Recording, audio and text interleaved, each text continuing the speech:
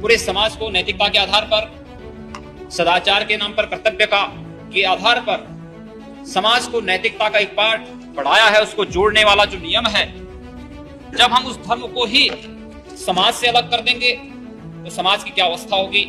निश्चित ही मैं समझता हूं कि आज हम धर्म, जाति और अन्य भावनाओं को भड़काकर अपनी राजनीतिक रोटियां तो सेकते हैं।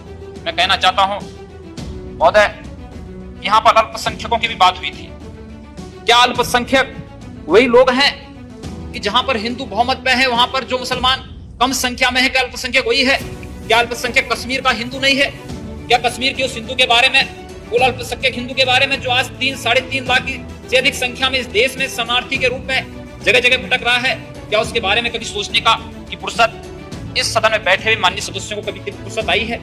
या पूर्वोत्तर के राज्यों में जो कुछ हो रहा है, वहां मिजोरम में रियांग जनजाति के 51,000 से अधिक शरणार्थियों को मिजोरम से निकाल दिया गया है, लेकिन क्या कभी यहां पर बैठे हुए माननीय सदस्यों ने इस पर सोचने की कोशिश की?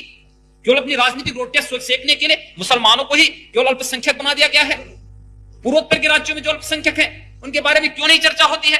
कश्मीर में जो अल्पसंख्यक हैं उनके बारे में क्यों नहीं यहां पर चर्चा होती है?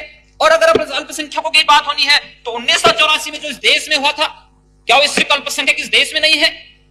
इस स्थिति और इस सदन के माध्यम से जो कुछ हो रहा है, अध्यक्ष महोदय, भावनाएं तो तब इस देश की जनता के भावनाओं के साथ खिलवाड़ हम तब नहीं करते हैं जब सदन में इतनी उदंडता होती है।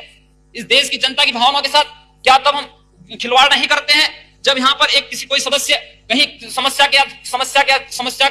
समस्या को उठाना चाहता है और उसको बोलने की छूट नहीं दी जाती, उसको बोलने नहीं दिया जाता है, उस पर व्यवधान उत्पन्न किया जाता है? क्या उसकी भावनाओं के साथ खिलवाड़ नहीं होता है? इस देश की करोड़ों जनता की भावनाओं के साथ खिलवाड़ नहीं होता है?